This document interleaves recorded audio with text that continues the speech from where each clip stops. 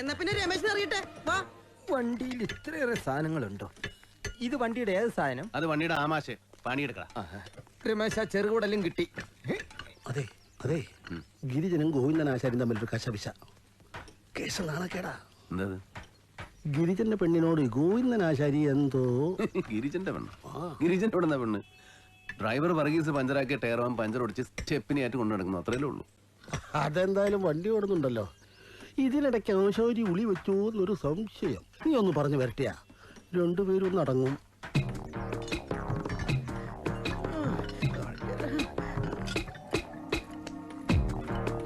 എന്താ ഇത്?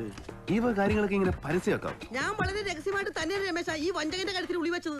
ഈ വൃത്തികെട്ടവൻ ഒച്ചത്തി കറിഞ്ഞ ആളെ കുട്ടിയെ ഞാൻ എന്ത് ചെയ്യാനാ? ഇവന്റെ ഭാര്യ ഇവൻ പറയുന്ന ഇവന്റെ ഭാര്യ റോസ്ലിൻ ഞാനുമായിട്ട് ലൈവ്.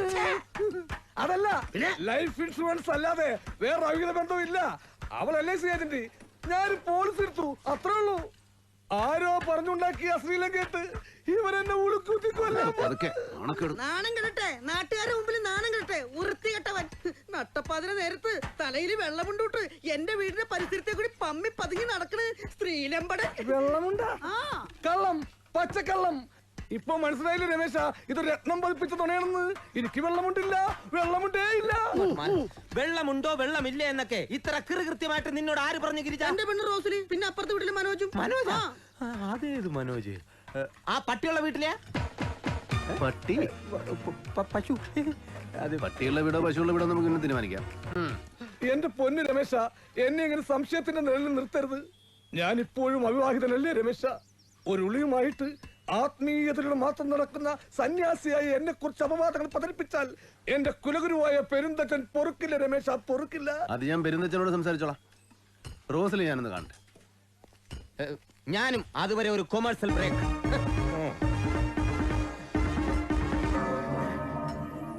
ഇതിപ്പോ വിളിക്കാൻ തെച്ചത് പാണ്ടാവോ?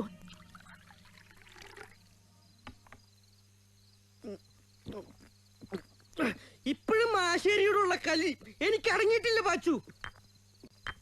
ഗിരിജ, പെട്ടെന്നൊരു തോന്നലിനടുത്ത് കിണറ്റ് ചാടിയാൽ മറ്റൊരു തോന്നലിന് തിരിച്ചു കയറാൻ പറ്റൂല. ഈ പറയുന്ന നിന്റെ ഭാര്യ റോസിലോ മകനോ കരയുന്നൊരു കയറ് പോലും ഇട്ടുതരാൻ കാണും. ഞാൻ എന്ത് ചെയ്യും?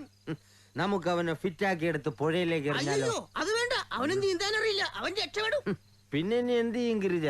പണിയുണ്ട്, അവന് ഞാൻ വിഷം കൊടുത്തു കൊല്ലും. വിഷം കൊടുത്താ ഇപ്പൊ അവൻ കുടിക്കും. മദ്യത്തിൽ വിഷം ചേർത്ത് കൊടുത്തവനെ കൊല്ലും ഞാൻ. അത് ഐഡിയ. പക്ഷെ വിഷത്തിന്റെ സ്മെല്ല് വരില്ലേ?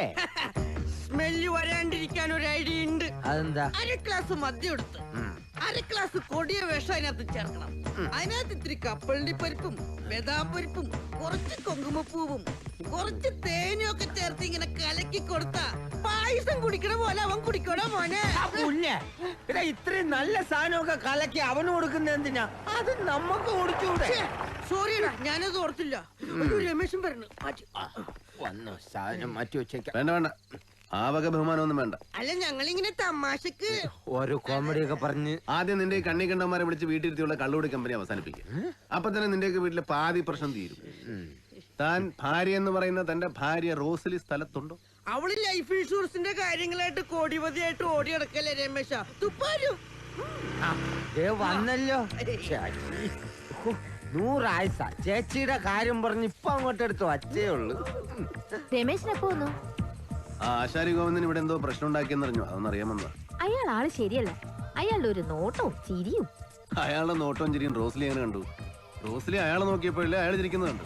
അപ്പൊ അങ്ങോട്ട് നോക്കിയാലേ ഇങ്ങോട്ട് നോക്കൂ. ആശാരിയുടെ കുഴപ്പമുണ്ട്, തടിയുടെ ഞാൻ എന്തെങ്കിലും മോനെ കൊടുക്കട്ടെ? വാ മോനെ. പച്ചോട്ടെ. ഓ, സാധനം മാറ്റി വെച്ചേ, ഞാൻ ഇപ്പൊ വരാം. ഏതാടാ മനോജിന്റെ വീട്? പട്ടിയുള്ള വീടാണോ? അയ്യോ, ദേ അത് തന്നെ. രാത്രിയായ ആ പട്ടി ഭയങ്കര ശല്യം.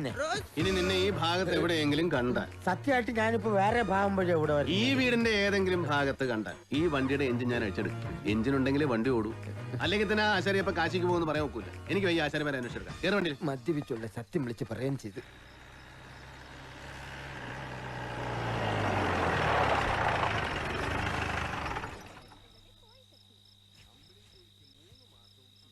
ആരാത്?